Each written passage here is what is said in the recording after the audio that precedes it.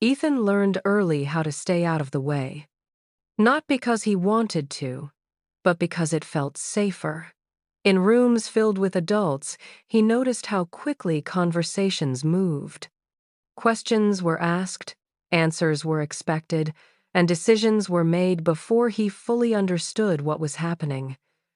When he tried to speak, he was often interrupted or redirected. Over time, he stopped trying to explain himself. At school, Ethan followed instructions closely. He did what was asked and rarely caused trouble. Teachers described him as quiet and respectful. At home, he helped when needed and stayed busy on his own. From the outside, it looked like he was doing fine. Inside, he felt invisible. Ethan had thoughts he wanted to share, questions he did not know how to ask, feelings he could not quite name. But every time he considered speaking up, doubt crept in. Would anyone really listen? Would it matter? He began to believe that adults only noticed kids when something went wrong. When assignments were missing, when rules were broken, when voices were raised. Effort, confusion, and quiet frustration rarely received the same attention.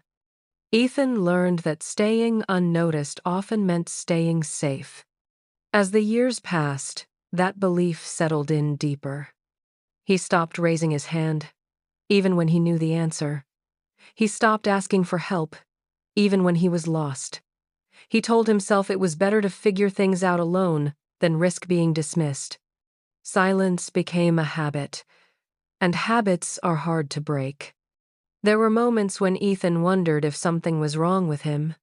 He watched other kids speak confidently with adults, advocate for themselves, and ask questions without hesitation. He could not understand how they found the courage. For Ethan, speaking up felt like stepping into a spotlight he did not ask for.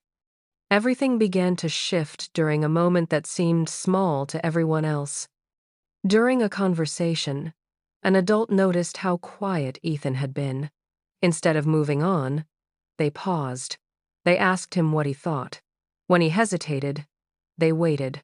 No rushing, no correcting, no finishing his sentences for him. Just patience. At first, Ethan did not know where to start. His thoughts felt tangled from being held in for so long. Slowly, he began to speak.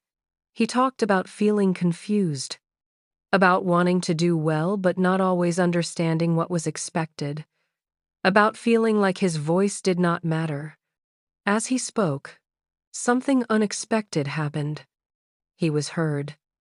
No one interrupted him. No one dismissed his feelings.